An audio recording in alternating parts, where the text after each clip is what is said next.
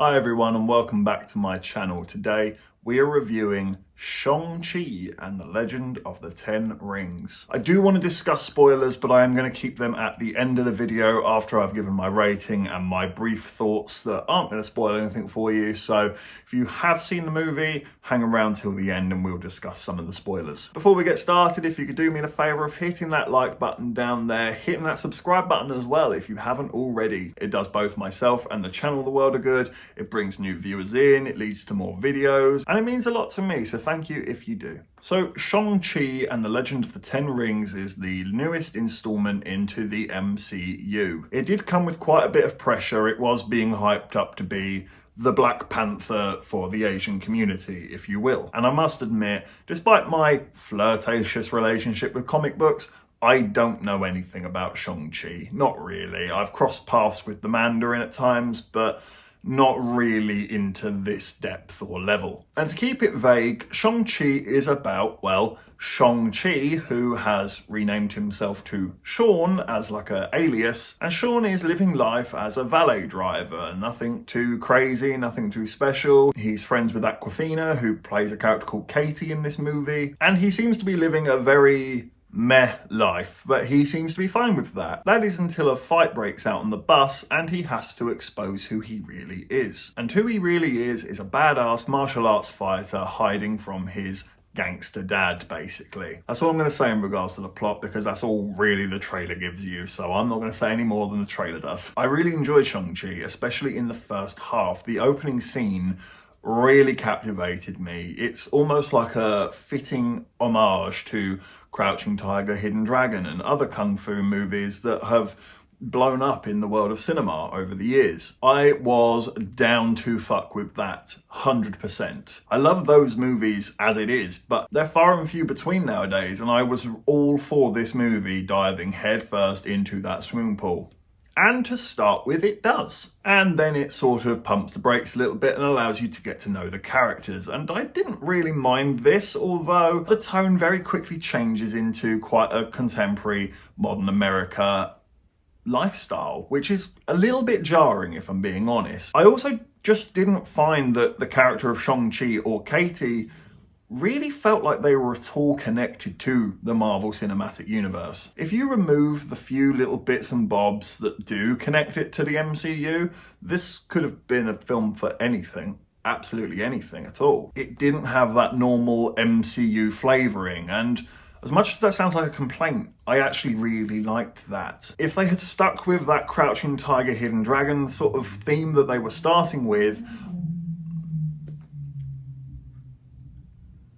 let the dickhead on the motorbike go past. So as I was saying, if they had stuck with that Crouching Tiger, Hidden Dragon theme that they had started with, this film would have had its own identity and its own soul, and I think that's what was missing here. It's just annoying that they started with it and then they just sort of stopped it and said that we need to do, you know, the formula. I'm tired of the formula. The formula is really, really predictable. I think the performances are fine. However, I think that the material they are given is so weak. There really isn't much at all to develop a character. I don't really know why Shang-Chi is a badass by the end of this movie. There's hints and suggestions, but you don't really feel like you totally get the character. Awkwafina feels like baggage in this movie.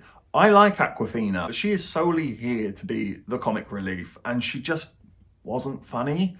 I was in a packed cinema last night, and I'm not the only one. No one was laughing. There's one in particular where she just starts singing a song, and it's like, is this the best we've got? Is this really the highlight of comedy in 2021? Because I'm disappointed. I thought we were funnier than this. And because that was the only trait she had as a character, she got annoying. She really did. And I don't like saying that about Awkwafina, because I like her a lot. I think she's a great actress and she can be funny. But here, I thought she slowed the film down a lot, and it could have been a lot smoother if she just wasn't in it. Sorry, but that's how I feel. The one performance I did like, and I'm not going to say his name because I suck with accents and pronunciation, so just going to put him up on screen.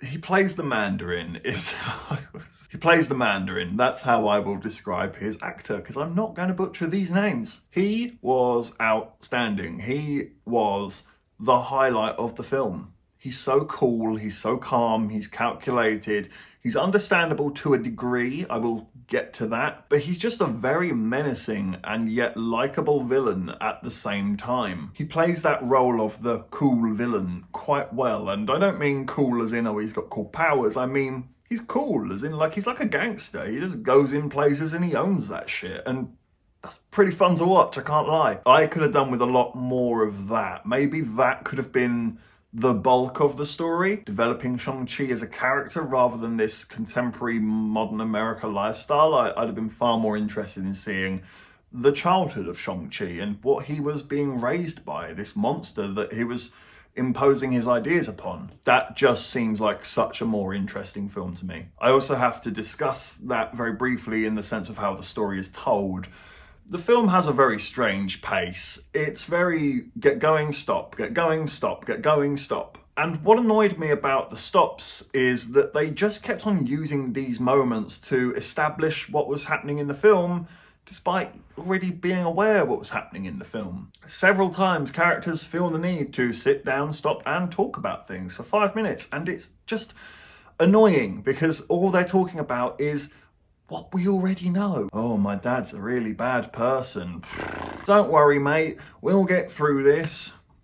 It's that. We know. We know. We're watching. We're engaged with the movie. You don't need to stop and pander to us about what exactly is the emotions of each character and what the plot point is at every 10 minutes. It's really annoying. And I think taking out a lot of those moments makes this movie such a smoother ride. It's clunky. That is the word to describe it. There are really good things here, but it is so clunky. You feel the gears operating in this. Another highlight of the movie is the martial arts. Thank God. I mean, if you need to get something right in this movie, it is the martial arts, and they do fantastically well there. They are some excellent set pieces, really imaginative, good creativity. The performances of the martial arts as well, really top notch, really nicely done. CGI at times is wobbly, but acceptable. If you're in the moment and you're just taking it in, you're going to be fine with a character in the background looking a little bit sketchy. Ultimately, it surpasses itself in that moment there. It does get full marks for the martial arts and the action scenes. Here's where the film falls apart for me though. I mean, we already had issues, but oh boy, wait for this one. Second half of this movie, I almost downright hated it. That's bold, but it's true. I wonder if other people will pick up on this, but for me, there is a moment in this movie where you can feel the director being kicked out of the room and Disney and Marvel take over from there. And from that scene onwards, I hated it. I thought the film just betrayed itself and wiped its ass with everything it was trying to deliver and stand for. Suddenly we have cute little animals being introduced into the film, which you know for sure are going to be cuddly teddy bears in a year or two's time. It just reeks of corporation and greed, and it's noticeable. And it just kept getting worse and worse and worse and worse. Logic went out of the window. I'm trying not to spoil anything, but there is a very specific way that you get to this place that they need to get to. And they make a big deal out of how you get to this place and how it's a really tough and arduous journey. And basically, if one false move and you're dead, you're not gonna get there. And yet 10 minutes later, when the bad guys arrive there, they just get there. No problems, no trouble, nobody died along the way, they just got there. Because nobody stopped to realise that they had set that up. Do you see what I'm saying? It's very evident that people just stopped caring when it came to this film at some point, because that stood out to me like a sore thumb. And I watched this movie at 10:30 at night. I was not 100% switched on. There were moments in this movie where I had to do that thing where you just sort of, I'm just going to rest one eye for just 4 seconds. That feels better. Now I'm going to do the other eye.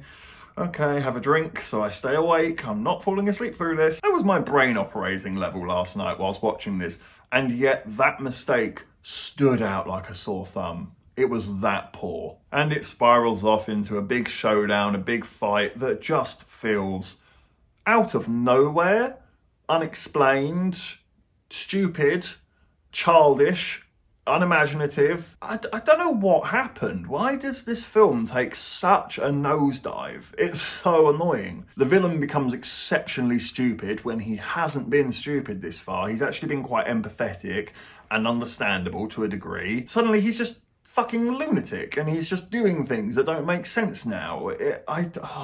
This film frustrated the crap out of me. And I think it shows. I'm going to stop talking there. We'll just give the rating so that we can get into the meat and gravy of it. I'm going to give Shang Chi and the Legend of the Ten Rings a very kind 7 out of 10. I say a kind 7 out of 10 because that second half was so bad for me that it could have brought it down to a 6. Easily. So yeah, wanted to love it and walked away thinking it was meh, ultimately, which is very disappointing because I thought there was good stuff here, but the film just seems to sort of betray itself. Spoiler time! If you don't want to know any more than that, it's time for you to step out of the room. Thank you for watching, but now the grown-ups are going to do some talking. So the spoilers. Where do we begin? We'll start with what makes the Mandarin crazy.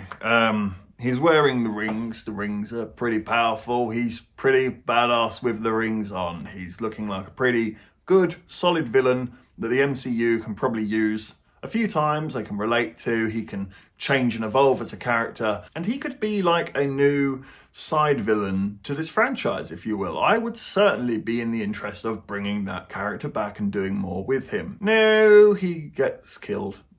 He's not coming back. That's the Mandarin done. But anyway, he turns crazy suddenly. He's been very cool, he's been very calm, he's been on it, and then suddenly he feels the need to go and rescue his dead wife, who he's well aware is definitely dead, and save her from behind a gate in a mythical village that people don't think exists, and he's gonna go and save her from behind this gate in this mystical village. The fuck are you talking about? She's dead. You know she's dead. You saw her die. She's not coming back. You know she's not coming back. Why are we now doing this strange fucking redemption arc of I'm gonna save my dead wife even though I definitely can't save her, and actually in saving her I release these weird tentacle bat things that are killing people? What the fuck was going on? Seriously, what was that? The more I think about it, the more I talk about it, the more I'm like, God, I hated that. That was so bad. Shang Chi in the fight with the Mandarin at the end, trying to stop his dad from laying out these bat things, which he still does anyway, and never switches onto the fact that his dead wife isn't behind there, which is really fucking obvious. But Shang Chi gets beaten by his dad, falls in the sea, and gets woken up by a big dragon. I think it's supposed to be Fing Fang Foom. This is just from what I'm reading, hearing. Like I say, I don't know Shang-Chi inside out, but I think that's meant to be like a big, oh my God, they got him in it. Comes out of absolutely nowhere and just takes over the last 20 minutes of the movie. It just becomes a big dragon fight. It feels more like I'm watching a Godzilla movie, if I'm being brutally honest. Those connective moments to the MCU are the fact that Ben Kingsley is in this, which I thought I'd be really glad to see, but actually I thought he brought the movie down a little bit. I didn't think he belonged in here either, really. He certainly outstayed his welcome. He could have maybe been in it for a scene and then just moved on. I think he ended up becoming baggage, essentially. Which is a shame because I love Ben Kingsley, I cannot lie. An amazing performance by Ben Kingsley. If you haven't seen it, check it out. I don't think the people of the mystical village really had an impact in the movie. I certainly didn't care about any of them. I didn't care when any of them died or got killed. I didn't really care that the place in itself was under threat. I don't feel like we're ever gonna see this place ever again in the MCU. It was so undeveloped. It was so unthought out. You've got Wong and the Abomination having a fight as we saw in the trailer. Why? Again, you can take that out. Changes absolutely nothing. It serves zero purpose. Again, it is just another little thing to say, hey, we are part of the MCU, even though we've made zero effort to make it feel like it. Thanks for watching this review. Please be sure to leave a like and hit that subscribe button if you haven't already. And please leave a comment below. Tell me what you thought of the movie. Take care, and I look forward to seeing you on the next review.